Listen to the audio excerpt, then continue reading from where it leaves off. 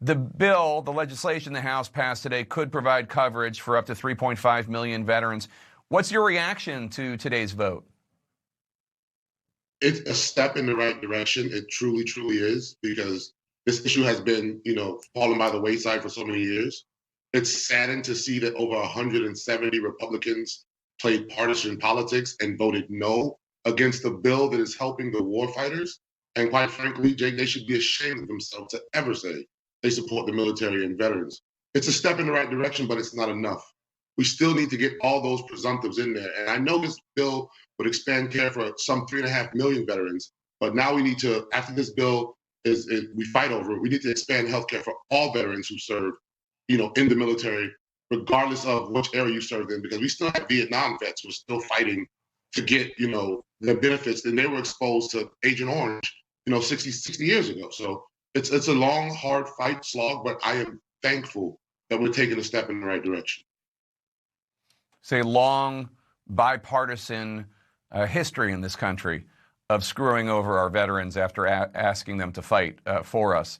The U.S. Senate passed its own bill on burn pits aimed at helping former service members. That passed in February. That bill's different from the bill that passed the House just now. They're going to need to be reconciled before something ultimately lands on President Biden's resolute desk to sign. Are you hopeful that this process will be resolved soon and President Biden will be able to sign something into law? I'm hopeful that it is, and I'm pretty sure it will be, because we're going to be giving them hell. I was up on the Hill not too long ago meeting with some of these senators, and we were meeting with Republicans. I'm not going to name which ones. And quite frankly, the main thing they talk about is money. We can't pay for this. We can't pay for that. You know what I mean? And we're going to keep giving them help. We're going to keep bringing attention to this issue. So hopefully something does get on the president's resolute desk very, very soon, because we're not going to stop. They trained us to never quit, and they're going to see how strong our resolve is. Now, the president has said that his son, Beau, might have developed the deadly brain cancer that killed him by being exposed to a burn pit while serving in Iraq. He was clear to note that there's no proof of that. What do you make of that, and what do you make of his efforts to get this issue resolved? First of all, I'm sorry that he lost his son at such a young age, at the age that I am right now. And I'm glad that it's on his radar, because it touched him so personally. There's no proof that it happened, because there's no studies being done. Everybody's just pushing us to the wayside.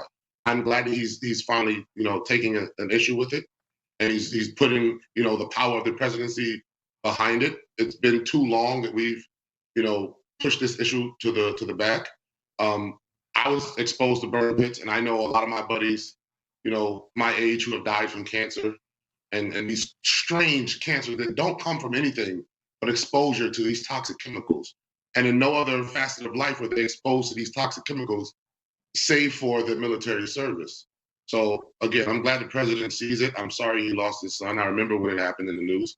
And I hopefully this will light a fire under him to light a fire under Congress as we're doing so.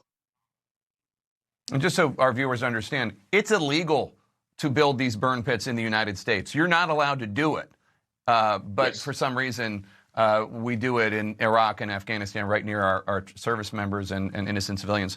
Finally, I want to ask you, it was when the president brought up burn pits and helping veterans that Colorado Republican Congresswoman Lauren Boebert yelled out that Biden had put service members in coffins. She referenced the 13 service members who were killed during that ugly withdrawal from Afghanistan last summer. What was your response to that moment? I'm going to speak plainly, Jake. She's an idiot, all right? And yes, I said that. She cannot even equate that to what we're talking about right now. Those service members who served their country honorably and died in service when, what happened in Afghanistan happened, they were doing their duty. President Biden had nothing to do with that. And for her to interrupt the sitting commander-in-chief as he's talking about something so poignant and so important, just to score some cheap political points that only play on some obscure networks for right-wing trolls, is inexcusable. And she should be ashamed of her goddamn self, but she's not going to be, because she doesn't have any candor.